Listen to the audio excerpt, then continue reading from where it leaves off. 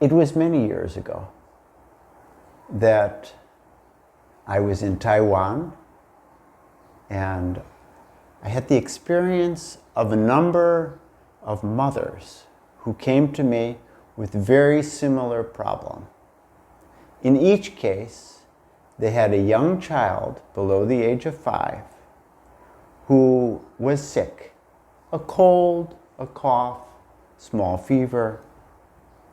And in each case, I told them it would be very good if your child could fast, but normally children don't fast, and it couldn't, and therefore you let your child only eat juicy fruit for a few days. And in each case, the mother was horrified. Because in Chinese system, for which I have tremendous regard, there is the concept that fruit is cold. And when we catch a cold, it is also something cold. And therefore, cold and cold is not good. But I said to them, because this is naturopathic system, I said to them, just try it and see. Just a few days, you try and see. And in each case, and this was funny, they all came back within maximum of 3 days with the very same words, "It's a miracle." In each case, the child was cured and they couldn't understand why. Well, I explained to them. Now I'll give you another interesting case. It's also quite some years ago, maybe 10, 11 years ago now. I was here in Maharlika, means Philippines, and a pregnant woman came to me in her 4th month, and she was feeling a lot of difficulty in her stomach. And I said to her, normally it would be good to fast, but you're pregnant, and therefore, why don't you just take juicy fruit? Just a few days. And she was happy to do it in that case. She did it. And then every time I saw her after that during her pregnancy, she told me, now I'm feeling very, very good, Dada. But I neglected to ask her what she was eating, and I only came to know after she had the child, during which time her labor was very little, and a fantastic child who many years later now, she's a very angelic, beautiful child. Until the time, I only came to know later, until the time of her birth, of giving birth, she continued with that fruit diet, and she only took some cottage cheese and a little bit more other things. Now the question is, why did these people get such good results from only taking fruit? Well, I'm not going to just be talking about fruit in this video, but I am going to talk about raw food. You know, in these videos, the most important thing of which we are speaking is how to make the immune system strong, or at least how to make it really in a good condition, because it can also be too strong sometimes. So we want it perfectly balanced and healthy. And in order to do that, in order to prevent the virus from coming, or when it does come, to minimize its effect, in the yogic system, the raw food is very important. I will be talking also about cooked food, probably in the very next video, and I consider a mixture of raw food and cooked food is good, and so I'll be explaining that later. But for now, I just want to concentrate on raw food because it's really very crucial. It's really very important. Regarding the taste of raw food, you may or may not like. And I will explain toward the end of this very video how to make your raw food tasty. I'll come to that. Some of you, when you eat raw food, you may get some disturbance in your stomach because you're not used to it or because your digestion system is very weak. I'll also address that and make it easy to deal with. But that's all later. Now, I just want to tell you the philosophy, the science behind all of these things, behind the concept of raw food. It is very well known that when fruits and vegetables are cooked, they lose so much of their nutrition. To begin with, the vitamins. Maximum vitamins are very much diminished or lost. And the most important ones in regard to this virus, for example, is the vitamin C, thiamine, and folic acid. These three in particular are very crucial for strengthening the immune system, and all of them are very much diminished through a cooking process. Second, in every fruit and vegetable, there is an enzyme particular to that fruit or vegetable. In this way, there are more than 10,000 enzymes.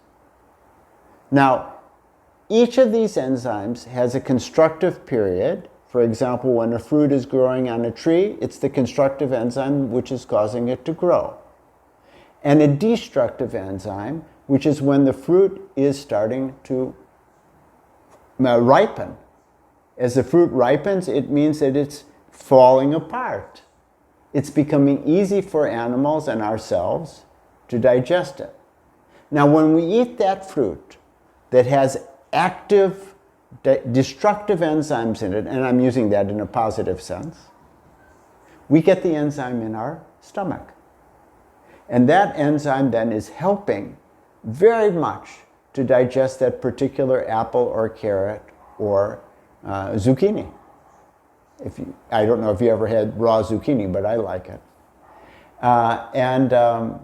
So the enzyme is important for a proper digestion, without which our body has to make the enzyme. For example, when we have cooked food, our body needs to create the enzymes, most of them. That is tiring for the organs of the body, and it's a very delayed effect.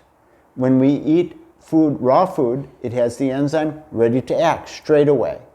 Whereas if we're eating cooked food, then the body takes time, about 1 hour, to access the appropriate enzyme to digest it. In this way, digestion, in the absence of enzymes, is often not quite finished or takes too long. And that is the essence of the dominating toxin that we have in our body. The biggest quantity of toxin that we get in our body is not from chemicals, from the food, water, and air, although that is super important, but much more important is the toxin that we get from not fully digesting our food. It causes fermentation, it causes the creation of gases and chemicals and byproducts. They all disturb not only our digestion, our nerve system, and everything, and these weaken our immune system tremendously. And this is most obvious in the case of autoimmune diseases. In naturopathy, we know very well that the prominent autoimmune diseases like psoriasis of the skin, like rheumatoid arthritis, like thyroiditis, the very first thing to do is to detox. And in most cases, when we detox, that is sufficient to deal with the problem. Even a long, chronic problem can be dealt with by detoxing. Sometimes we need to do some other elements as well, some nutritional elements, etc. So detoxing is super important. The absence of toxins is more important. If we can avoid creating toxins in our body, then automatically the immune system is much stronger. Now, let me move on. When food is converted into energy, then there is a byproduct. There are many byproducts, but the most common byproduct is hydrogen peroxide. Hydrogen peroxide is 2 parts hydrogen, 2 parts oxygen. And that hydrogen peroxide, which is something like bleach, you can clean with it also, maybe most of you know that. That hydrogen peroxide, if it is not converted, as I'll explain in a moment, then it harms the thymus gland. The thymus gland is the most important gland for creating the fundaments of our immune system, which are our T cells, which is white blood cells, which are fighting against all the pathogens, especially the viruses in our body. So what is it that converts the hydrogen peroxide into harmless oxygen and water? It is an enzyme, which is called catalase. So there's a simple equation. If the catalase is low, which happens if we hardly get any raw food, then our thymus activity will be low. Then it means we have a low production of T cells. It means our immune system will slowly become weaker. So again, the great importance of raw food. Now, here's another enzyme which is very well understood, is a category of polyphenols. The polyphenols, those are the enzymes which give different colors to the fruits and vegetables. But it's not only for color. They are also serving as antioxidants, which deal with the free radicals. Without me going into too much definitions, explanations about this, I would prefer to say that the free radicals are very disturbing influences inside of our body. These are electrons gone wild, essentially. And so the antioxidant, it allows them, these free radicals, to be joined together and become harmless, joined with oxygen to become harmless. Otherwise, it is the free radicals that not only are at the fundament of many serious diseases and problems, including cancer, very well known, but especially behind viruses, behind the action of viruses. So for example, polyphenols become very well known. I think it was about 15 years ago that there was SARS. SARS was, of course, an epidemic. And that epidemic had a secondary name, and its secondary name was, it was a coronavirus. That was coronavirus number 1, and the present one is coronavirus number 2. So the polyphenols, they were super important to help to overcome SARS. And the polyphenols were also destroyed by heat.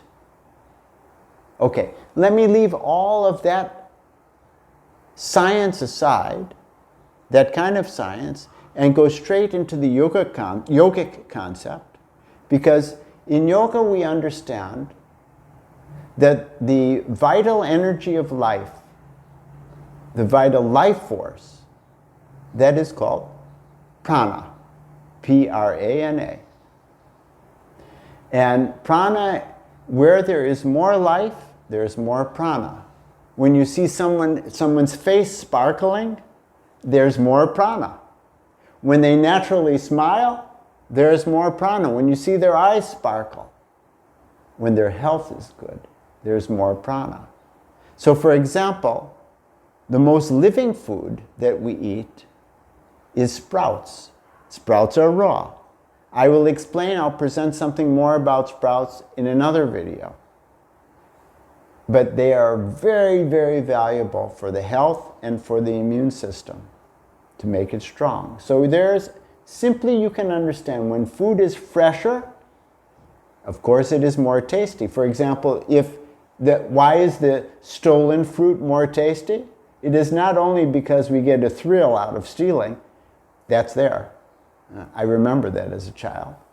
But also, the fruit is completely fresh, right off the tree. So its taste is very different than a few hours later. This is the prana that's in it. Now that prana, that vital energy, that life force, I can't explain it in a lot of detail like I was doing with the other elements, but it is much more in raw food than in cooked food, much more. And the more cooked the food is, the less prana it's got in it, especially I'm talking about vegetables here. If we're talking raw food, we can also include the probiotics. Probiotics are, of course, living microorganisms, and the best known probiotics are in sauerkraut, our kimchi, our miso, our fermented pickles, not the kind of pickles that are made with vinegar, but naturally fermented. This is a part of raw diet. And those probiotics, of course there's also yogurt, which is not a part of, it's not a raw vegetable or fruit, but it's still excellent for those of you who are okay with dairy products. Otherwise, you can also make yogurt from non-dairy milk. These are very good and helpful for the body. And they assist the digestion tremendously, because the main difference between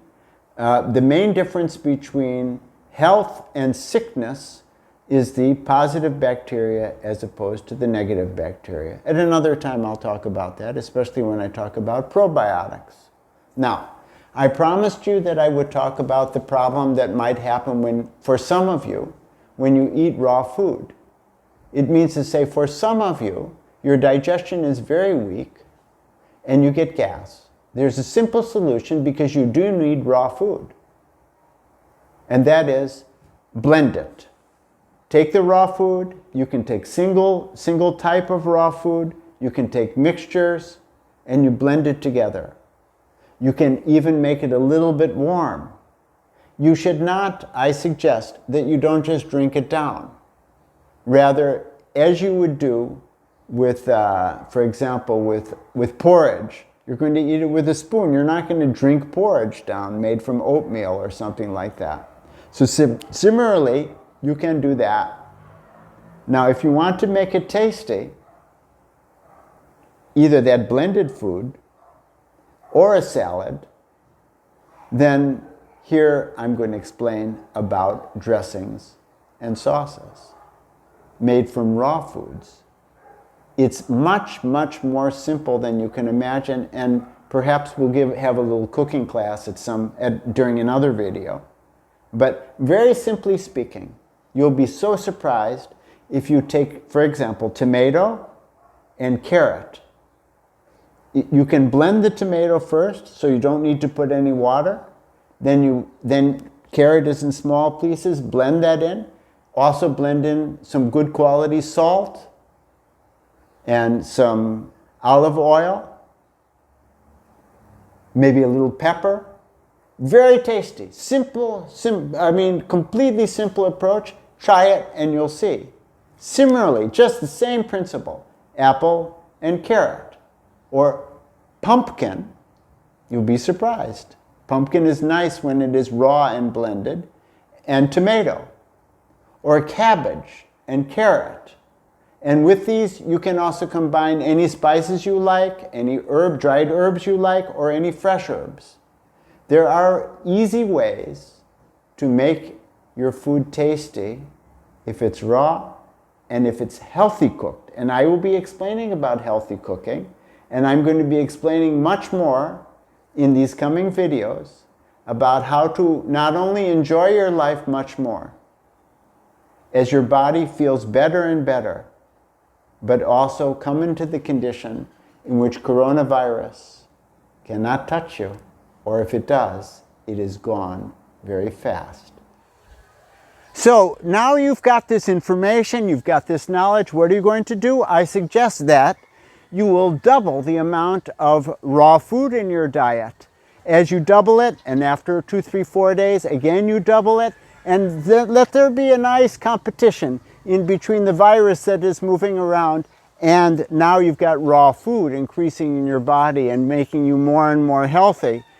And to help you in that idea, I would suggest further that one of your meals become completely raw, step by step, maybe breakfast, and in the other meals, maybe you have a salad in each of the other 2 meals. That's going to be quite a lot of raw food. It's wonderful. And to make it more tasty, we're going to be giving recipes, gradually more and more recipes how to make raw food and other tasty food in our Facebook group, which is below. So please go check out the Facebook group, join the Facebook group, That's the natural. It is called Natural and Yogic Treatment. That's the name of the Facebook group.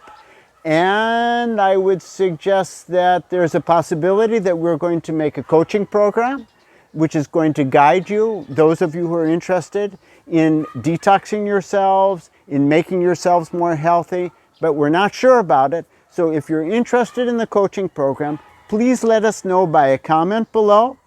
And if you want to be one of the first to know if and when we do start that coaching program, send us an email. There's an email below. And of course, please like, share, subscribe, join the free meditation course, and especially please give your comments, questions. We want to know what you'd like to hear about, what you thought about, because I'm shaping these videos step by step according to your needs and your desires. And thank you very, very much.